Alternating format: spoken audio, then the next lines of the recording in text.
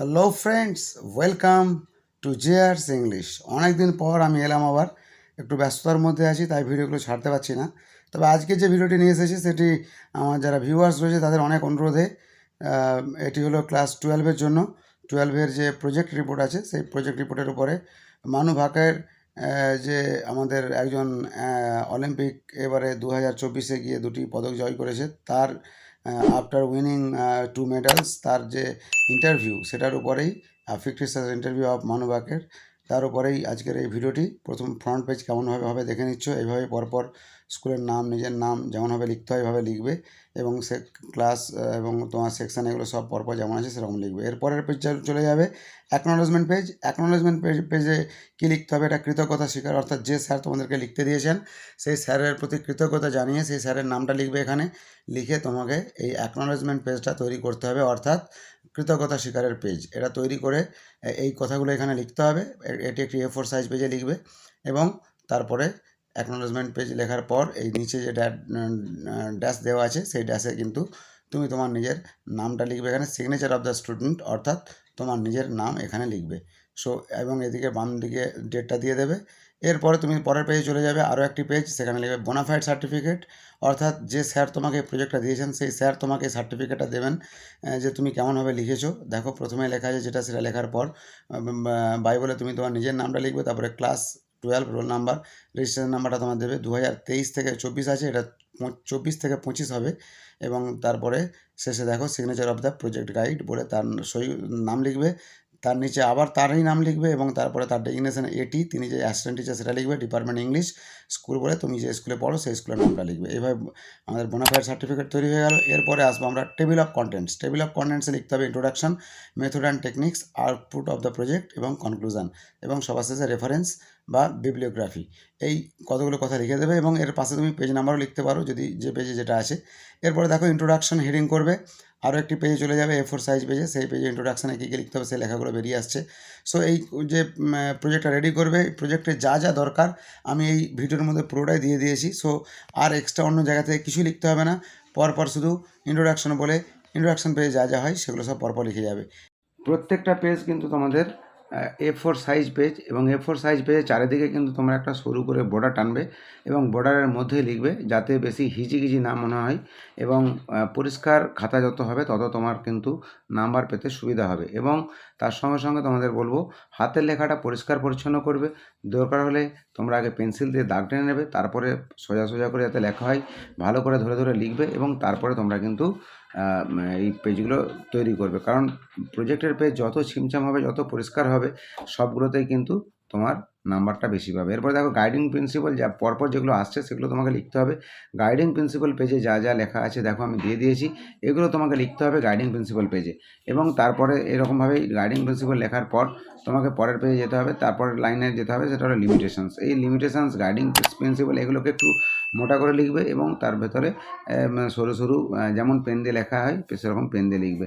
এর পরের পেজে আমরা চলে যাচ্ছি, দেখো সেটা হলো মেথড অ্যান্ড টেকনিক্স। এটি আরেকটি পেজে চলে যাচ্ছি।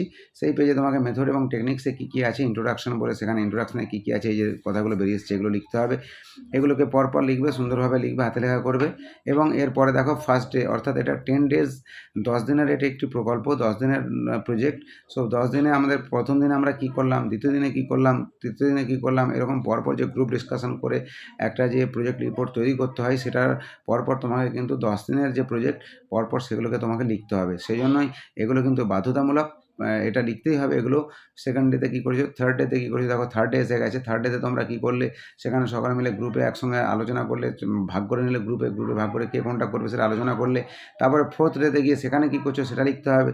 এইভাবে তোমাদের fifth day, sixth day, seventh day পরপর যেটা আছে পরপর, অর্থাৎ এরকম পরপর কিন্তু আমাদের ডেগুলোকে উল্লেখ করতে হবে এবং লিখতে হবে। সিক্স ডেতে দেখো এসে গেছে। এইভাবে seventh day, eight day, ninth day এবং 10th ডে। 10th ডেতে গিয়ে কিন্তু আমাদের প্রজেক্টটা সম্পূর্ণভাবে ফাইনাল হবে। সো প্রত্যেকটা ডেতে আমরা কী কী করেছি সেটা কিন্তু আমাদের লাইন বাই লাইন লিখে দিতে হবে। এগুলো প্রজেক্টের পার্ট, এগুলো না লিখলে কিন্তু তুমি নাম্বার পাবে না। স্যারেরা হয়তো তোমাকে নাম্বার দিয়ে পাঠিয়ে দেবেন, কিন্তু বোর্ড থেকে নাম্বার কেটে নেবে। সেই জন্য আমি এখানে তোমাদের একটা প্রজেক্টের জন্য যা যা দরকার হয় পুরোটাই লিখে দিয়েছি, শুধু তোমাদের দেখে দেখে তুলতে হবে এবং হাতে লেখা ভালো করতে হবে। এগুলো করলে কিন্তু তোমাদের হয়ে যাবে। 10th ডে হয়ে গেল। এরপরে আমরা চলে আসবো পরের পেজে, আউটপুট অফ দ্য প্রজেক্ট, অর্থাৎ প্রজেক্ট যার সম্পর্কে ইন্টারভিউটা লিখতে যাচ্ছি সেই ইন্টারভিউতে আমরা এসে গেলাম।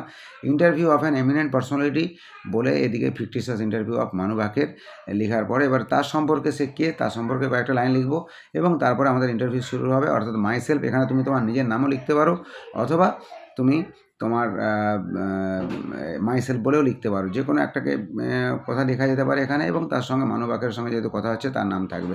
এখানে দেখো মাই সেলফ বলে আমি লিখেছি আই অ্যাম জিয়ার, এখানে তুমি তোমার নিজের নাম লিখে দেবে যে আমি এই বলে তোমার নিজের নাম লেখা থাকবে, তুমি ক্লাস 12-এ পড়ো, তুমি একটা ইন্টারভিউ দিতে চেয়েছো।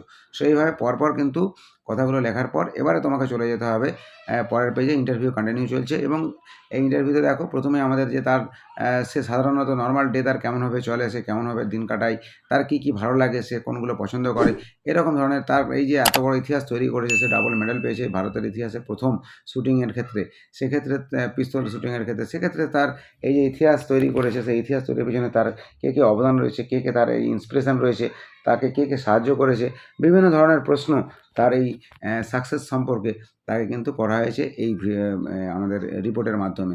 সো এই রিপোর্ট রাইটিংয়ে কিন্তু মানু বাকেরের এই যে কথাগুলো বলছি আমি এখানে, যে লেখাগুলো রয়েছে, এগুলো কিন্তু প্রত্যেকটাই অরিজিনাল ইন্টারভিউ।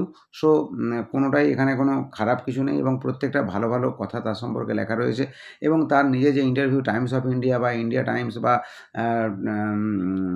আরও কয়েকটা রয়েছে পত্রিকা, আমি যেগুলো রেফারেন্স দিয়ে দিয়েছি সেখান থেকে কিন্তু আমি এগুলোকে সব কালেক্ট করে একসঙ্গে জড়ো করে যেগুলো যেগুলো এখানে দরকার সেগুলোকে দিয়ে তোমাদের এই রিপোর্টটা তৈরি করে দিয়েছি। সো তোমরা শুধু দেখে দেখে তুলে নেবে সুন্দরভাবে, হাতে লেখাটাকে ভালো করবে এবং যারা বলো যে স্যার এটা 1000 না 1500 না 2000, তাদের ক্ষেত্রে বলবো 1000, 1500, 2000 এরকমটা ব্যাপার না। যতটা আমি দিই আমার প্রত্যেকটা ভিডিওতে যে রিপোর্ট দিয়েছি প্রজেক্ট রিপোর্ট, তাতে যতটা করে দেওয়া আছে সে ততটাই থাকবে, শুধু তার সঙ্গে হাতে লেখা বড় করে দিলেই বড় পেজে হবে, অনেক পেজে হয়ে যাবে, আর হাতে লেখা ছোটো ছোটো করে লিখলে কম পেজে হবে। যার যেমন দরকার রিকোয়ারমেন্ট সেই অনুযায়ী পেজ সংখ্যা বাড়ালেই স্যারের কাছে মনে হবে যে এটা অনেক লেখা আছে, ব্যাস ঝামেলা মিটে যাবে। এরপরে দেখো কনক্লুশন সম্পর্কে এবারে প্রেজেন্ট ভ্যালুটা কী, এই যে রিপোর্টটা আমরা করলাম এর প্রেজেন্ট ভ্যালুটা কী সেটা নিয়ে লিখতে হবে এবং সেই সম্পর্কে কী কী লেখা আছে দেখো বেরিয়ে আসছে, সেইভাবে আমরা পরপর লিখে দেবো এবং তার সঙ্গে সঙ্গে এখান থেকে আমরা কী পেলাম, প্রেজেন্ট ভ্যালু মানে আমাদের উপকারটা কী হলো, এটাকে আমরা ইন্টারভিউটা নিয়ে আমাদের কী আমরা শিক্ষা লাভ করেছি সেই সম্পর্কে কিন্তু এখানে প্রেজেন্ট ভ্যালুতে লেখা রয়েছে। সো এইটা আমরা লেখার পর আমাদের পরের এই পেজে আরও একটা কনক্লুশনে চলে আসবে, সেটা হচ্ছে future prospect of the script. এই স্ক্রিপ্টের ফিউচার প্রসপেক্টটা কী সেটা নিয়েও লেখা আছে কয়েকটা লাইন, এই লাইনগুলো তুমি লিখে দেবে এবং এখানে তুমি পরপর লিখে হাতে লেখাটাকে সুন্দর করেই লিখবে। আমি বারবার বলছি হাতে লেখা সুন্দর না করলে, পরিষ্কার ছিমছাম না হলে কিন্তু তুমি নাম্বার পাবে না। বেশি কালার ইউজ করবে না, ব্ল্যাক এবং ব্লুতেই চেষ্টা করবে লেখার। এরপরে দেখো বিবলিওগ্রাফি বা রেফারেন্স, যে কোনো একটা হেডিং করবে, হয় রেফারেন্স লিখতে পারো অথবা বিবলিওগ্রাফি, অর্থাৎ কোথা থেকে সোর্স অফ দ্য প্রজেক্টের সোর্সটা কী। দেখো আমরা ইন্ডিয়া টুডে সেখান থেকে নিয়েছি, এটা আমরা নিয়েছি হিন্দুস্তান টাইমস থেকে নিয়েছি কয়েকটা তার ইন্টারভিউ কথা, অথবা আমরা এটাকে সংগ্রহ করেছি আমাদের এখানে ইন্ডিয়ান এক্সপ্রেস এরকম কিছু নিউজ চ্যানেল থেকে। সো আশা করি তোমাদের ভিডিওটি ভালো লেগেছে এবং যদি উপকার হয় তাহলে অবশ্যই বলবো বন্ধুদের মধ্যে শেয়ার করে দিও এবং ভিডিওটিকে একটি লাইক করে দিও, কারণ লাইক করতে তোমাদের কোনো পয়সা লাগে না, তাহলে লাইক কেন করো না আমি বুঝতে পারি না। প্লিজ একটা লাইক করে দিও এবং অবশ্যই ভালো লাগলে কমেন্ট করে জানাবে যে তোমাদের উপকার হলো কি না। সো আমার চ্যানেল জেআরস ইংলিশ দেখতে থাকো, সঙ্গে থাকো, তোমাদের পরীক্ষা সংক্রান্ত অনেক ভিডিও নিয়ে আসবো। আপাতত এই পর্যন্ত, take care and good bye.